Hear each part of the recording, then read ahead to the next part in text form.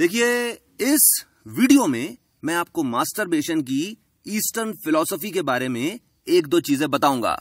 सबसे पहली चीज, और ये एक फैक्ट है कि इजैक्यूलेशन में लाइफ फोर्स यानी जीवनी शक्ति होती है और उसी वजह से एक नए जीवन की शुरुआत होती है। और जब आप इजैक्यूलेट करते हैं तो आपके शरीर से वो लाइफ फोर्स यानी उस जीवनी शक्ति का थोड़ा सा हिस्सा बाहर निकल जाता है। इसका क्या मतलब हुआ? इसका मतलब यह हुआ कि जितनी बार आपका इजैक्यूलेशन होगा उतनी ज्यादा लाइफ फोर्स आपकी कम होती चली जाएगी। और अगर किसी भी इंसान की लाइफ फोर्स कम होगी यानी उसकी जीवनी शक्ति कम होगी तो फिर उसके अंदर एजिंग के यानी बुढ़ापे के सिम्टम्स दिखने लगेंगे। और बुढ़ापे के सिम्टम्स क्या होते हैं आप सभी जानते हैं। बाल पतले होने लगते हैं या कि फिर झड़ने लगते हैं, आंखों की रोशनी कम होने लगती है, दिमाग कमजोर होने लगता है, याददाश्त भी कम हो जाती है, डाइजेशन कमजोर हो जाता है और ओवरऑल पूरे शरीर में ताकत कम होना शुरू हो जाती है। और ऐसा क्यों होता है? ऐसा इसलिए होता है क्योंकि बुढ़ापे में इंसान की लाइफ फोर्स यानी जीवनी शक्ति कम होने लगती है और वो इंसान जो मास्टरबेट करता है वो समय से पहले ही बूढ़ा होने लगता है। और इसीलिए ईस्टर्न फिलॉसफी ये कहती है कि we should conserve our semen यानी हमें अपने वीर्य की रक्षा करना चाहिए। दूसरी वजह यह बताई गई है कि जिस तरह से एक शराबी को शराब का एडिक्शन यानी कि लत लग जाती है, उसी तरह से एक इंसान को भी मास्टरबेशन की लत लग जाती है। और लत लगने का सबसे बड़ा नुकसान यह होता है कि फिर बिना उसके काम ही नहीं चलता। अब सवाल यह उठता है कि ईस्टर्न फिलॉसफी यह कह रही है कि बिल्कुल भी नहीं करना चाहिए और वेस्टर्न फिलॉसफी यह कह रही है कि चाहे कुछ भी हो कम से कम एक बार जरूर करना चाहिए। तो फिर किसकी माने? देखिए, इस चीज को समझिए और बहुत अच्छे से समझ लीजिए। वेस्टर्न कंट्रीज आपसे केवल और केवल पैसे कमाना चाहती हैं। आप मरो या जियो, उन्हें कोई फर्क नहीं पड़ता। इन लोगों की खासियत यह है कि ये पहले बीमारियां देते हैं और उसके बाद कहते हैं कि देखो हमारे पास इसका इलाज भी है। इसका एक एग्जाम्पल देखिए। हम सभी लोग पहले दातुन किया करते थे, नीम या मिसवाक की या कि फिर नमक में थोड़ा सा सरसों का तेल डालकर मंजन कर लिया करते थे। तो इन्होंने आके बताया अबे क्या जंगली है, पागल है क्या? ये लो पीपरमेंट वाला। 20 साल तक लोगों ने वो टूथपेस्ट का इस्तेमाल किया और अब सभी लोगों, किसी को दांतों में कुछ लगता है, किसी के दांत गिर रहे हैं या किसी के दांत सड़ रहे हैं, अब ये उसका इलाज लेके आ गए। आज से 20 साल पहले केवल सरकारी अस्पताल से ही काम चल जाता था। अब देखिए मल्टी स्पेशलिटी हॉस्पिटल्स खोलना पड़ रहे हैं। और अगर आप बहुत ध्यान से देखेंगे कि मल्टी स्पेशलिटी हॉस्पिटल्स में भी कौन से हॉस्पिटल्स खोले जा रहे हैं, आजकल वो हॉस्पिटल्स सबसे ज्यादा खोले जा रहे हैं जो कि इंपोर्टेंसी को क्योर करते हैं, इरेक्टाइल डिस्फंक्शन का इलाज करते हैं या कि फिर फर्टिलिटी क्लिनिक्स खोले जा रहे हैं। और इन लोगों की सबसे बड़ी खासियत यह है कि ये हर चीज को प्रूव करने के लिए साइंटिफिक रिसर्च लेकर आते हैं और लोग इनकी बातों में आ जाते हैं और बाद में फर्टिलिटी क्लिनिक इन चीजों के चक्कर काटते रहते हैं। इसमें इनको क्या फायदा होता है? इनको फायदा यह होता है कि टेक्नोलॉजी इनके यहां से ही इंपोर्ट की जाती है। आप देखिए कि आप इंटरनेट पर जिसको जिसके साथ जो करते हुए देखना चाहते हैं हर चीज का वीडियो बना हुआ है। तो पहले ये वीडियो दिखाकर एडवर्टाइजमेंट से पैसे कमाते हैं और उसके बाद जब आप बीमार पड़ जाते हो तब आपका इलाज के नाम से पैसे कमाते हैं। और इसीलिए ताकि हमारे बच्चे इन फालतू की परेशानियों में ना उलझें, हमारे यहां 25 साल तक पूरी तरह से ब्रह्मचर्य पालन करने के लिए कहा जाता है। और ब्रह्मचर्य क्या होता है? देखिए, ब्रह्मचर्य की बहुत वास्ट डेफिनेशन है, पर उसका एक बहुत छोटा सा मतलब यह समझ लीजिए कि 8 प्रकार के सेक्स से बचना ब्रह्मचर्य कहलाता है। इनमें से सबसे पहला होता है स्मरणम यानी इस चीज के बारे में सोचना। दूसरा होता है कीर्तनम यानी इस चीज के बारे में किसी से बात करना। तीसरा होता है केली यानी अपने शरीर से खेलना। चौथा होता है प्रेक्षणम यानी इस तरह की चीजों की तरफ देखना। पांचवा होता है गुह्य भाषणम यानी अकेले में किसी से बात करना। छठा होता है संकल्पम यानी ऐसा निश्चय करना कि मैं ऐसा करूंगा। सातवां होता है सेक्स की इच्छा करना। और आठवां होता है क्रिया निवृत्ति यानी इस चीज को करना। और अगर आप इन 8 चीजों से दूर रहेंगे तो आप देखेंगे कि आप बड़े आराम से ब्रह्मचर्य व्रत का पालन कर सकते हैं। और कुल मिलाकर महीने भर में 3 या 4 बार ही आपका बहुत ज्यादा मन होगा। और तब अगर आप उस चीज को कंट्रोल नहीं कर पा रहे हो तब आप कर लेना।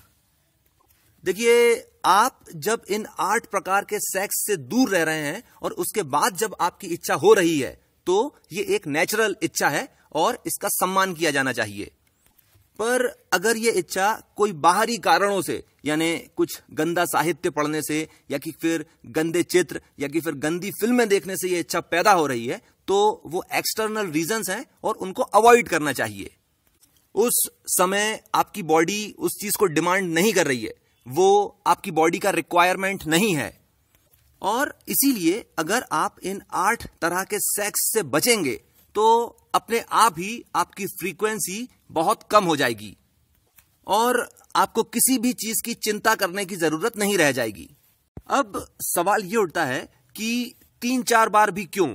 अगर बिल्कुल ही नहीं करें तब तो बिल्कुल अखंड ब्रह्मचर्य हो जाएगा, वो तो और भी अच्छा होता होगा।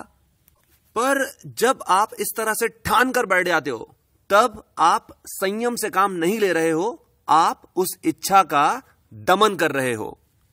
और क्योंकि ये बेसिक इंस्टिंक्ट है, अगर आप इसको कुचलने की कोशिश करोगे यानी अगर इसका दमन करने की कोशिश करोगे तो ये चीज आपको पलट के नुकसान पहुंचा देगी। अब सवाल ये उठता है कि क्या कोई तरीका ऐसा है जिसके जरिए हम अखंड ब्रह्मचर्य का पालन कर सकते हो? इसका कुल मिलाकर एक तरीका होता है और वो तरीका होता है रूट लॉक यानी मूल बंध का अभ्यास करना। और ये जो मूल बंध है इसके केवल फिजिकल या मेंटल बेनिफिट्स ही नहीं होते, इसके स्पिरिचुअल बेनिफिट्स भी होते हैं। अब देखिए, मूल बंध का सबसे बड़ा फायदा यह है कि ये आपके लाइफ फोर्स को ऊर्ध्वरेतस बनाता है। आपका जो लाइफ फोर्स है वो नेचुरली नीचे की तरफ यानी आपके रिप्रोडक्टिव ऑर्गन्स की तरफ जाता है। और मूल बंध का सबसे बड़ा फायदा यह होता है कि ये आपकी लाइफ फोर्स को कंजर्व करता है और उसको ऊपर की तरफ यानी आपके हार्ट और आपके ब्रेन की तरफ भेजता है। और इसीलिए मूल बंध का अभ्यास हर एक स्टूडेंट को करना चाहिए। मूल बंध का अभ्यास जो स्टूडेंट करता है उसका कंसंट्रेशन बहुत अच्छा हो जाता है और न केवल कंसंट्रेशन, उसकी याददाश्त भी बहुत अच्छी हो जाती है, एक बार पढ़ने से याद होने लगता है। मूल बंध का दूसरा सबसे बड़ा फायदा यह होता है कि ये आपके रिप्रोडक्टिव ऑर्गन्स और आपके रिप्रोडक्टिव सिस्टम को ताकतवर बना देता है, जिसकी वजह से आपकी धारण करने की क्षमता बढ़ जाती है। धारण करने की क्षमता बढ़ जाती है, इसका क्या मतलब होता है? इसका मतलब यह होता है कि अगर आप लंबे समय तक किसी सेक्सुअल एक्टिविटी में इन्वॉल्व नहीं हो तो भी आपको होगा ना ही प्रीमैच्योर इजैक्यूलेशंस। इसके अलावा मूल बंध का सबसे बड़ा फायदा यह है कि अगर लंबे समय से मास्टरबेशन करने की वजह से आपके शरीर के अंदर कमजोरी आ गई है, प्रीमैच्योर इजैक्यूलेशंस हो रहे हैं, या कि फिर अगर आपको नाइट फॉल्स की समस्या है तो आप केवल 6 महीने तक इसकी प्रैक्टिस करिए और सभी परेशानियां खत्म हो जाएंगी। और ये बिल्कुल ट्राइड एंड टेस्टेड चीज है। अगर किसी को भी प्रीमैच्योर इजैक्यूलेशंस या कि फिर नाइट फॉल्स की प्रॉब्लम है तो फिर उसको केवल और केवल मूल बंध का ही अभ्यास करना चाहिए और 6 महीने के अंदर उसकी समस्या जड़ से खत्म हो जाएगी। मूल बंध का तीसरा सबसे बड़ा फायदा यह होता है कि ये आपके डाइजेस्टिव सिस्टम को बहुत ही ज्यादा ताकतवर बना देता है। अगर आप जो भी खाते हो आपको सही से हजम नहीं होता या कि फिर आपको कॉन्स्टिपेशन यानी कब्ज की परेशानी रहती है तो आप मूल बंध का अभ्यास कीजिए, वो चीज भी खत्म हो जाएगी। मूल बंध का चौथा सबसे बड़ा फायदा यह होता है कि इससे आपको डीप ब्रीदिंग यानी गहरी सांस लेने की आदत पड़ जाती है और आपके लंग्स अपनी फुल कैपेसिटी पर काम करने लगते हैं। और जब आपके लंग्स अपनी पूरी कैपेसिटी पर काम करते हैं तो आपका खून एकदम साफ हो जाता है। अगर आपको आमतौर पर फोड़े फुंसी कील मुहासे होते रहते हैं तो अगर आप मूल बंध का अभ्यास करेंगे तो वो खत्म होना शुरू हो जाएंगे। ये हो गई एक चीज। दूसरी चीज, अगर आप चाहते हो कि आपको योग के बारे में लगभग सब कुछ मालूम चल जाए तो आपको पढ़ना चाहिए लाइट ऑन द योग सूत्रास ऑफ पतंजलि। ये बेस्ट किताब है और ये लिखी गई है BKS अयंगर साहब के द्वारा। अगर आप योग के बारे में जानना चाहते हैं और बहुत अच्छे से जानना चाहते हैं, इस किताब की कोई काट नहीं है। अब मूल बंध कैसे लगाते हैं इसका तरीका भी समझ लीजिए। जिस तरह से मैं बैठा हूं उस तरह से आप भी बैठ जाइए। अब आप ये सोचिए कि जब आप यूरिन पास करते हैं तो आप अपने यूरिन के फ्लो को रोकने के लिए क्या करते हैं?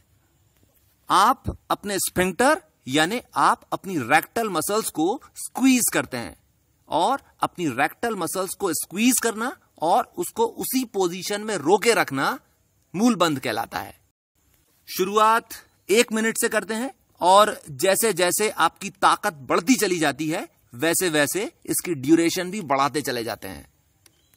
अगर आप इसको सही तरह से कर रहे होंगे तो आपकी जो नाभि है, नेवल जिसे कहते हैं, उसके नीचे का जो पेट है वो पिचक जाएगा।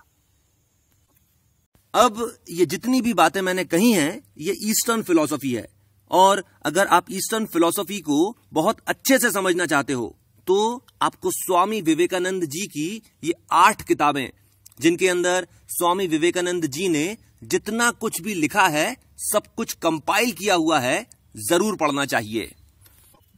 आखिरी चीज, अगर आपने अभी तक इस चैनल को सब्सक्राइब नहीं किया है तो इसको सब्सक्राइब कर लीजिए और बेल आइकन को क्लिक कर दीजिए। और अगर ये वीडियो आपको पसंद आया तो इसको शेयर जरूर कीजिए। इसके साथ मैं अपनी बात खत्म करता हूं। आपने मुझे इतना समय दिया, थैंक यू वेरी मच।